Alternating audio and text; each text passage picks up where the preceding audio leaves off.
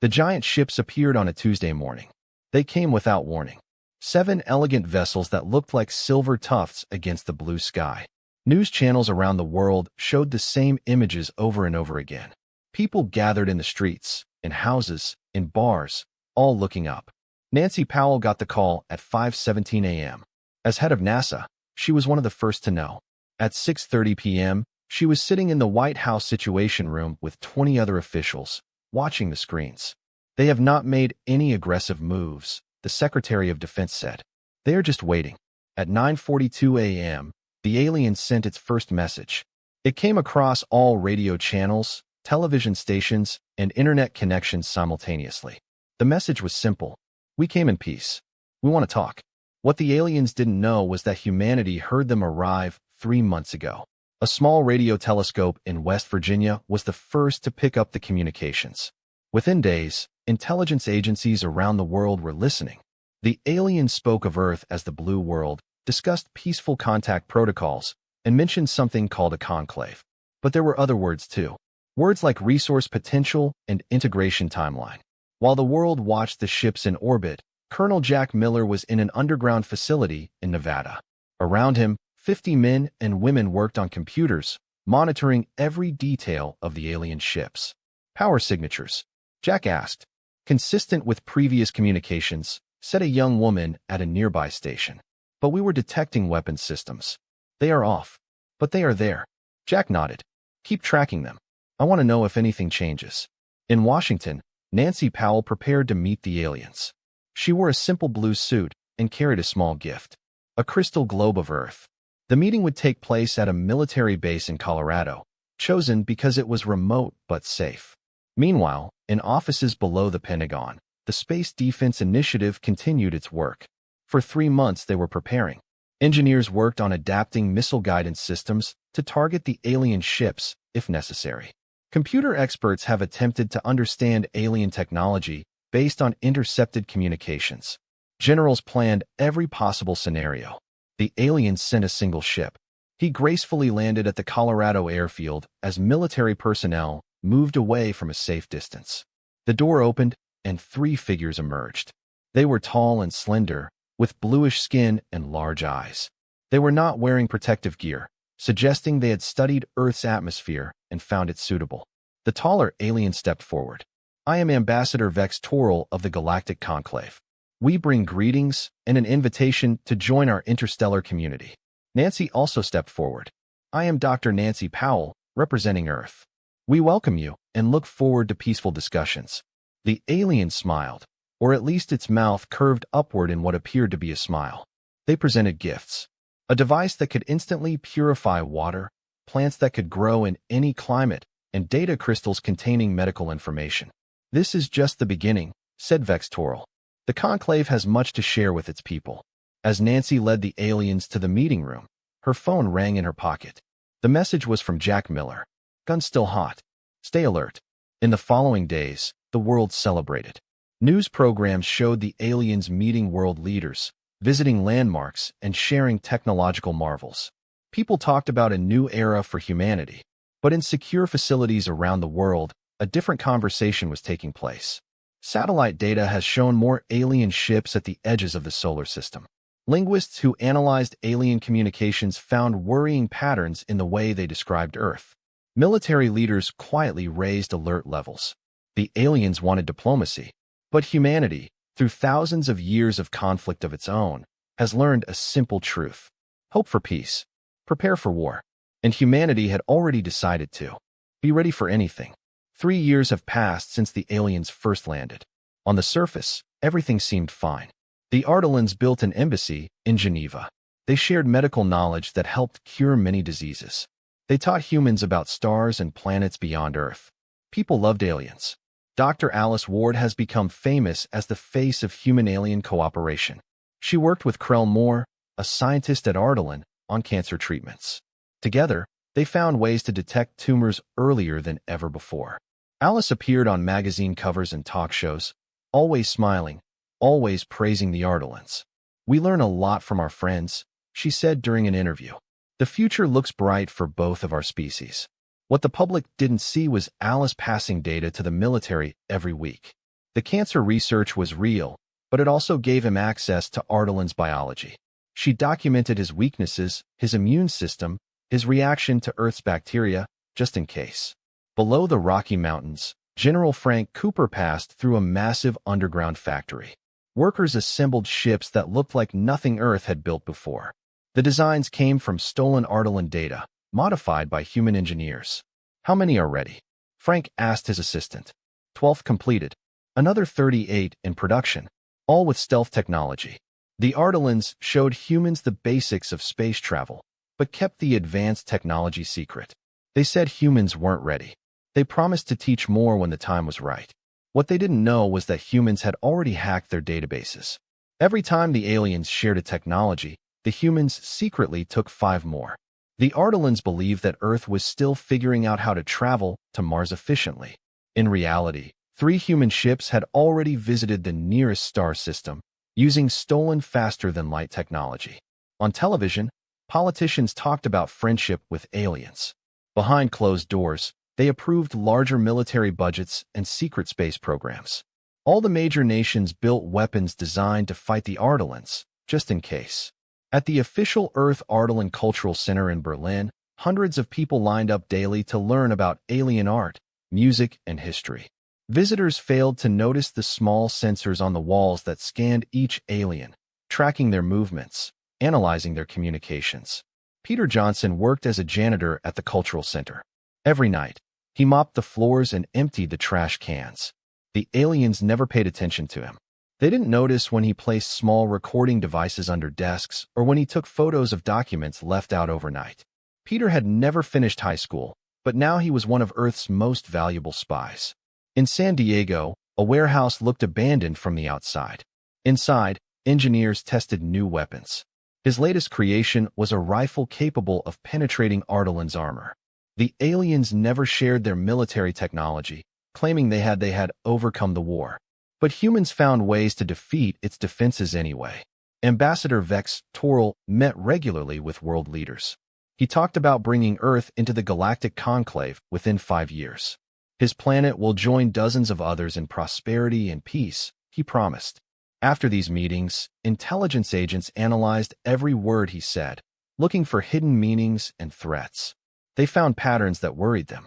The Ardalans spoke about Earth differently in their private communications. They mentioned Phase 2 more often now. In orbit, the Ardalan ships remained. They called them protection for the Earth against unknown threats. Humans publicly thanked them for this protection.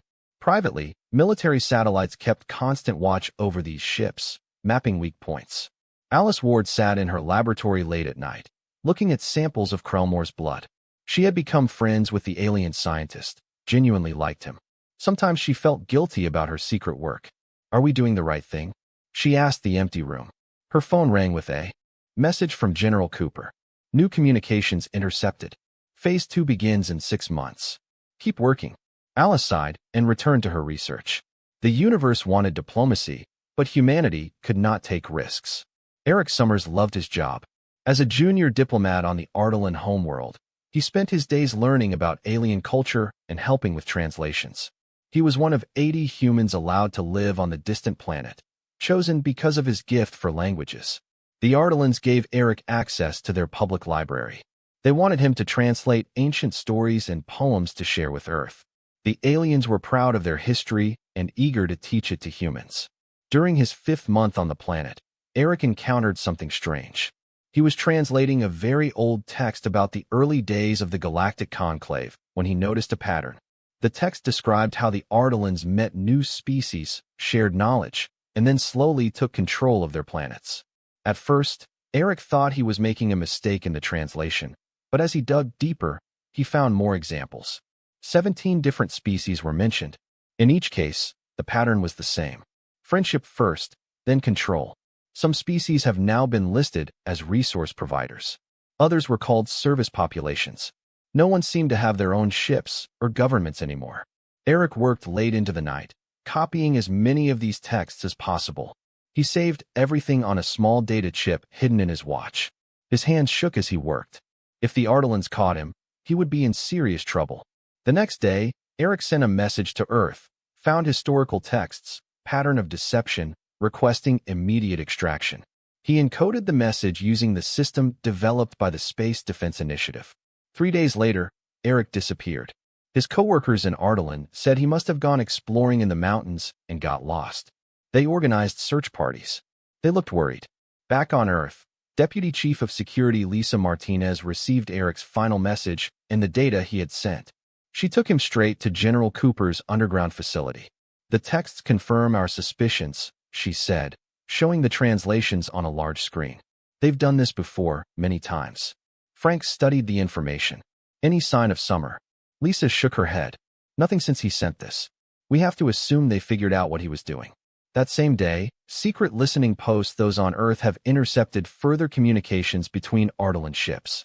The messages were heavily encrypted, but human computers enhanced with stolen alien technology broke the code within hours. The decoded message confirmed everyone's worst fears. Integration protocol for Sol 3 approved. Start Phase 2 in 90 days. Resource extraction sites identified.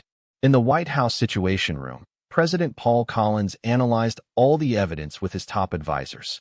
"They are planning to take over," he said calmly, "just as they have done with other worlds." Nancy Powell, who first welcomed the aliens 3 years ago, looked tired. "We suspected this from the beginning. Now we know for sure." "And their weapons?" asked the Secretary of Defense. "Do we have any chance?" General Cooper nodded. "Thanks to everything we stole and reverse engineered, yes. They think we're still figuring out basic spaceflight, but our fleet is almost ready." "What if we're wrong?" Nancy asked. "What if this is all a misunderstanding?" Nobody responded. The room was silent except for the hum of the air conditioning. Finally, the president spoke.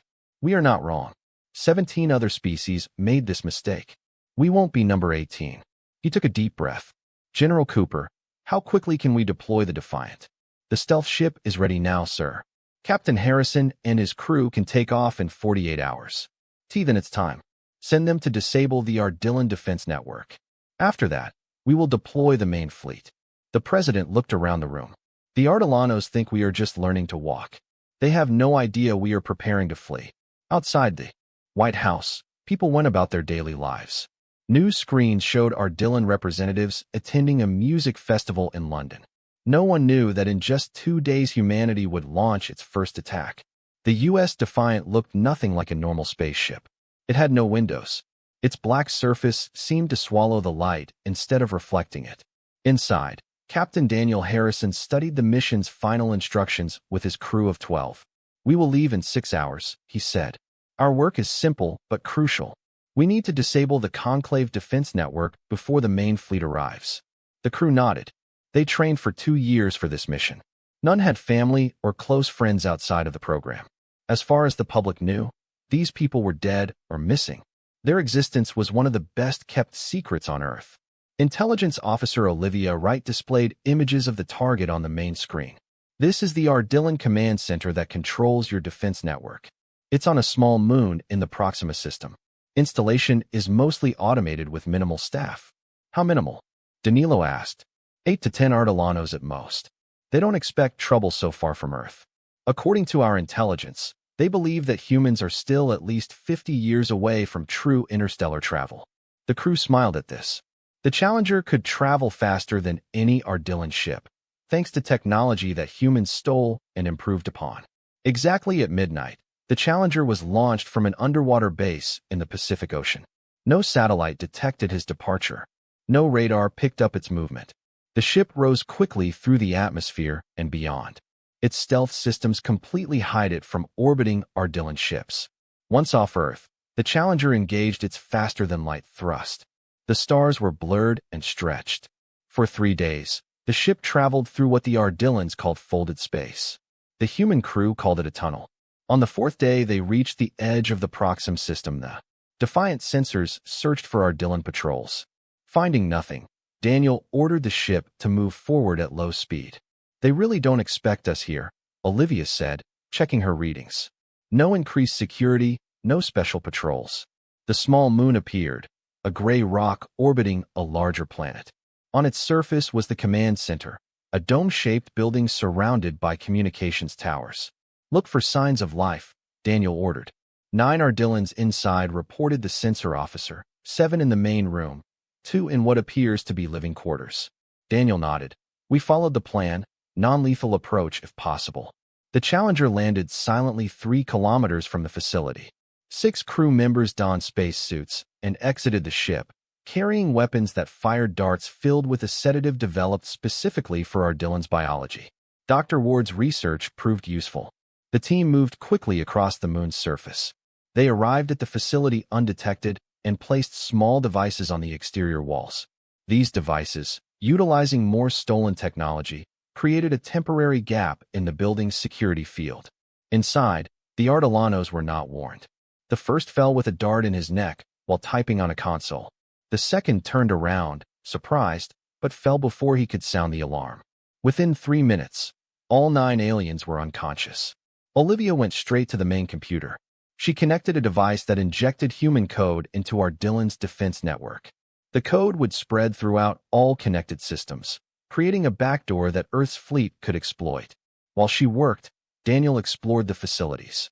In a secure room, he found files about Earth. What he saw confirmed everything they feared. Detailed plans showed how the Ardillans would take control of Earth's governments. The site's map highlights for resource extraction, mining operations that would destroy entire cities, list identified humans to be prosecuted and others to be removed. They were planning to start with a manufactured disaster, Daniel told his team. Something to make us more dependent on their help. Then they would gradually take over, piece by piece. Olivia has finished her work, upload complete. The back door is in place. Our fleet will be able to bypass all of your defensive systems. Daniel looked one last time at Ardillan's plans for Earth. Let's go home and make sure these plans never happen. The team returned to the Defiant. As they took off, Daniel sent a simple message to Earth. Package delivered. Disturbed nest. For 3 years, Earth built its secret fleet in hidden facilities. Now, 47 ships have gathered at a point just beyond the moon, hidden from both Earth and the Ardillan ships in orbit. Each ship carried weapons based on Ardillan technology, but modified by human engineers to be more powerful. Admiral Susan Kelly stood on the bridge of the flagship Freedom, watching the last ships take position. At age 52, she spent most of her career in the regular Navy before being selected for this special command. All ships report ready, the Admiral told his communications officer. Susan nodded and sent the code to all the captains. Across the fleet, captains received the same message. Operation First Strike is active. Proceed to skip stitches. The fleet moved silently away from Earth, beyond the range of Ardillan sensors. At a safe distance, each ship activated its faster-than-light thruster. One by one, they disappeared into warp space, heading towards Ardillan's home system. On Earth, President Collins prepared to address the United Nations and reveal Teudo. For 3 years, only a small group of world leaders knew the whole truth. Now everyone would learn about the threat and what humanity did to combat it. In Geneva, Ambassador Vex Toril met with the UN Secretary-General without knowing what was happening. He smiled as he discussed plans for more cultural exchanges. We are very excited about the next phase of our relationship, said Ardillan. His communicator suddenly beeped. The message on the small screen made his smile disappear. Meanwhile, in warp space, Admiral Kelly briefed his captains one last time. The Challenger confirmed that the backdoor to its defense systems is working. The Ardillanos have no idea we're coming. Remember your targets, military only. We avoid civilian areas. The human fleet exited warp space at the edge of the Ardillan system. Immediately, they detected the alarms spreading throughout Ardillan's defense network as sensors registered their presence. They are shocked, the sensor officer reported. Your communication channels are exploding with traffic. Susan allowed herself a small smile. Proceed as planned. All ships begin approach. Ardillan's home system had minimal defenses. The Conclave became so confident in its superiority that it left its own borders virtually unprotected. A small fleet of patrol ships moved to intercept the humans, but they were too few and too late. The first shots of the war were fired by an Ardillan patrol ship. The energy beam missed Freedom by a wide margin. The human ships returned fire with precise strikes that incapacitated, rather than destroyed, their targets. On the main planet, the Ardillan leaders watched in horror as human ships appeared on their screens. Their military commanders reported that defense systems were failing across the network. Somehow, humans gained access to their codes. Impossible, said the supreme leader. They are primitive. They can't even get to their own outer planets without our help. Apparently so, his military advisor replied, pointing to the screens. Back on Earth, President Collins stood before the United Nations. Every television won the second computer on the planet showed his face as he began to speak. People of the Earth, today I must reveal a difficult truth. For 3 years, we welcomed the Ardillans as friends and allies, but we discovered their true intentions. He explained about the intercepted communications, the pattern of conquest found in his historical texts, and the detailed plans for the subjugation of Earth. Right now, our fleet is facing Ardillan forces near their home planet. We did not want this conflict, but we will not allow our planet to become another victim of its expansion. In homes around the world, people watched in shock. In the Ardillan system, Susan Kelly sent a message to the Ardillan government. We've disabled your primary defenses. Your military installations are targeted. We demand your immediate surrender and total withdrawal from Earth's solar system. The Ardillans expected diplomatic negotiations from humans. Instead, they faced a species that has spent its entire history preparing for and engaging in conflict. They seriously miscalculated. The war quickly spread across space. Within weeks, fighting had reached a dozen star systems. The Ardillans had more ships and weapons, but the humans had surprise and determination on their side. Ground forces targeted the Conclave's military bases, avoiding civilian areas. Commander Ryan Peters led a team of special operations soldiers. Their ship, the Ranger, was smaller than most of the fleet, but faster and better armed. Their mission was different from regular forces. They were where the fight was hardest. New orders from Admiral Kelly, Ryan told his team. We are going to the Taurus system. Strange signals coming from the mining colony there. The Taurus system was famous for its rich mineral deposits. The Conclave took it from another species 50 years earlier and used the local population as workers in its mines. When the Ranger arrived, they found the mining colony in chaos. Explosions lit up the night side of the planet. The ships rose from the surface, trying to escape. What's going on down there? Ryan asked the sensor operator. Hard to say, sir. Lots of guns fire, but I can't tell who's fighting who. Ryan made a quick decision. We are going down. Full team, combat equipment. The Ranger landed on a flat area near the main colony. Ryan led his team. Weapons ready. They moved through the dark streets, following the sounds of fighting. In a large open square, they found something unexpected. A group of gray-skinned, four-armed aliens fought Ardillan guards. These aliens were winning. Hold position, Ryan ordered. Let's see what happens. The gray aliens defeated the last Ardillan guards. Then one of them noticed the humans and approached slowly, with his hands raised in a peaceful gesture. You are forces of the Earth, the alien asked in broken human English. Ryan nodded, keeping his gun ready. Who are you? I am Zivik of the Vexery. We've been waiting a long time for this day. Ryan had never heard of the Vexery. What are you doing here? We fight the Conclave, like you. For centuries, we worked in secret, waiting for the right moment to strike. Zivik's face displayed what appeared to be a smile. Then the humans attacked the Conclave, and we knew our time had come. The Vexery took Ryan and his team to a hidden underground base. There, Ryan discovered the truth. The Vexery were once a powerful species with their own space fleet. The Conclave came with promises of friendship, just as they did with Earth. After years of apparent cooperation, the Ardillans took control of the Vexery planets and reduced the people to servants and workers. But we never forgot who we were, Zivik. Some of us formed a resistance. We worked within the Conclave facilities, gathering information, waiting for a chance to strike back. Why didn't you contact Earth? Ryan asked. Warn us of the true nature of the Conclave. The Conclave observes all communications. We couldn't risk exposure. And honestly, we didn't expect humans to see through their lies. Other species do not. Ryan contacted Admiral Kelly and explained about the Vexery. She immediately realized the value of this unexpected alliance. Work with them, Commander, Kelly ordered. If there are other resistance groups, find them. We need all the help we can get. Over the next month, Ryan and Zivik led joint missions to 3 planets. In each world, they found more people ready to fight the Conclave. Species that were conquered years, or even centuries ago emerged when they learned that the Ardillans were vulnerable.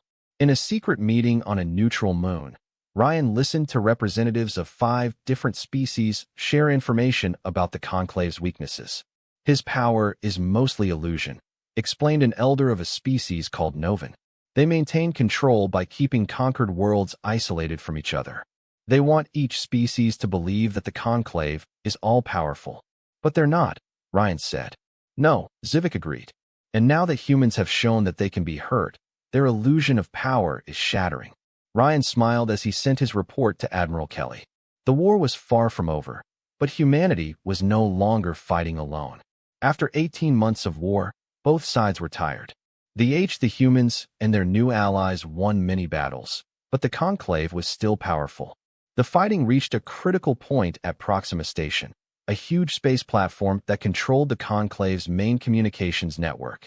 If we seize Proxima Station, we could cut off communication between Conclave forces throughout the galaxy, Admiral Kelly explained to her commanders. Without communication, your fleet will be isolated and easier to defeat. Engineer Maria Garcia led the team that would deactivate the station's systems. At 34, she was one of the best minds in the human fleet, responsible for many of the technologies that gave Earth its advantage in war. The station is heavily defended, Maria warned. We will need a strong ground force to protect the control room while my team works. Lieutenant Joe Bennett volunteered to lead the assault team. He was younger than most officers, only 28 years old, but he had proven himself in several battles. My team can get you in, he promised Maria. Just make sure you're ready to work quickly once we clear the way. The attack began with 30 human ships engaging the Conclave forces protecting the station. As the space battle drew enemy attention, Joe's team approached in a small, unmarked transport. They used a maintenance dock to enter the station undetected. Inside, they moved quickly through the service corridors, avoiding the main areas where Ardalan troops were concentrated. When they finally encountered resistance, the fighting was intense and fierce. They know we're here, Joe said over the radio as his team took cover behind a barrier. Maria, how far is it to the control room? 2 more sections, she replied, checking the station schematics on her tablet. But the hallway ahead is full of enemy soldiers. Joe looked at his team. They trained together for years and could almost read each other's thoughts. We'll create a distraction when you hear the explosion heading to the control room.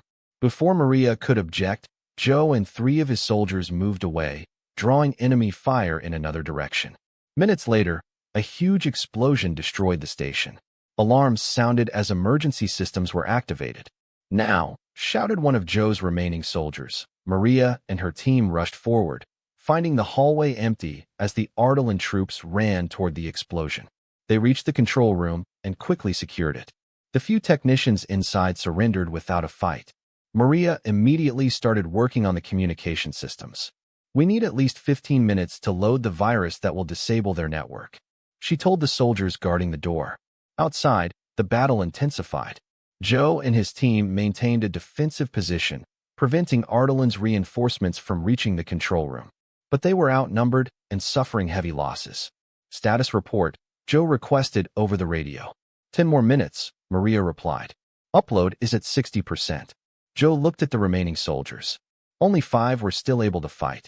We need to hold them for another 10 minutes. The Ardalans attacked again, advancing in greater numbers. Joe's team fought desperately, making the most of their position. When they ran out of ammunition, they used captured Ardalan weapons. Upload at 90%, reported Maria. Just a few more minutes.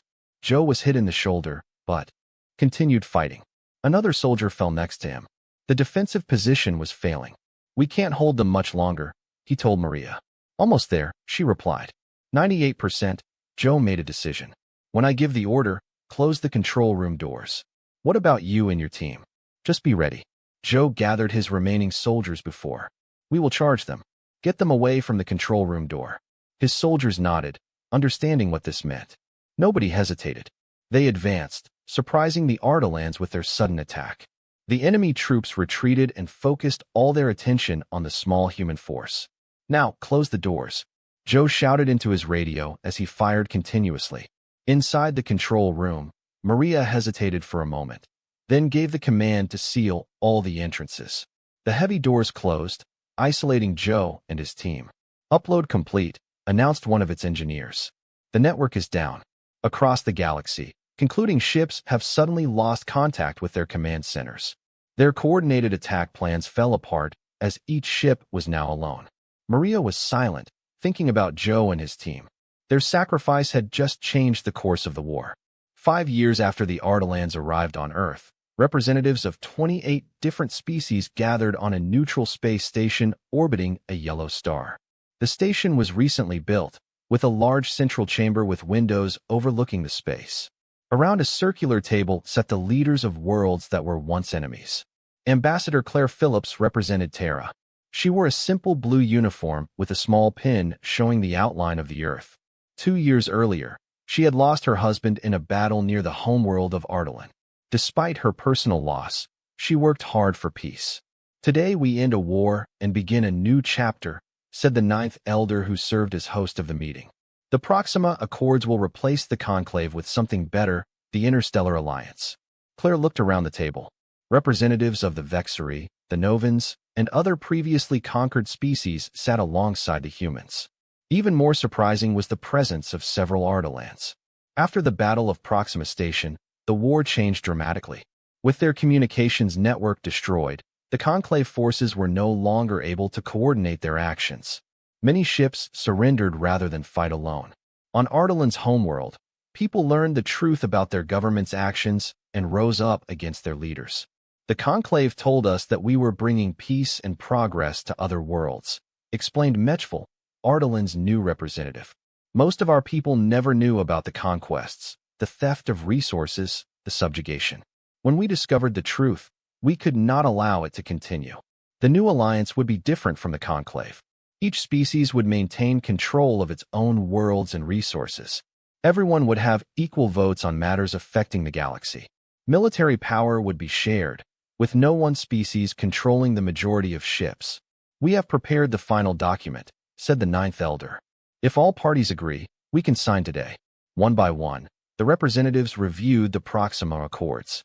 Claire read every word carefully, remembering all those who died to make this moment possible. When she finished, she nodded approval. "Earth accepts these terms." Each representative signed, using the traditions of their own world. Some pressed their thumbs into the ink, others used electronic signatures, and some engraved their names on thin metal plates. Claire used an old pen, the kind Earth's diplomats have used for centuries. When the autograph session ended, the room fell silent for a moment. Then Mechfall the Ardalan stood up and faced Claire. "We came to Earth with a false friendship," he said. "You realized our mistake and fought back. Many died on both sides. For the role of my people in this conflict, I offer our deepest regret." Claire also stood up. "We prepare for war because history has taught us caution," she replied. "We fight because it was necessary, but we always hope for genuine peace in the end."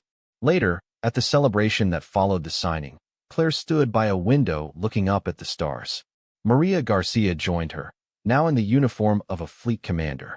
"Do you think this will last?" Maria asked quietly. "We built this peace."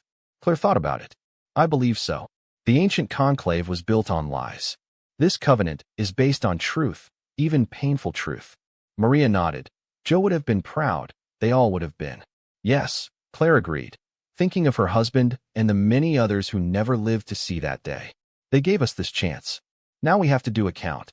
Outside the window, ships from different worlds moved peacefully among the stars. Human ships flew alongside vexatious cruisers and even artillery transports. Children on Earth were already learning the languages of other planets. Scientists from a dozen worlds shared knowledge freely. The universe wanted diplomacy in false terms. Humanity decided to fight for something better. In the end, they created something that could actually last. Peace built on honesty, strength, and mutual respect.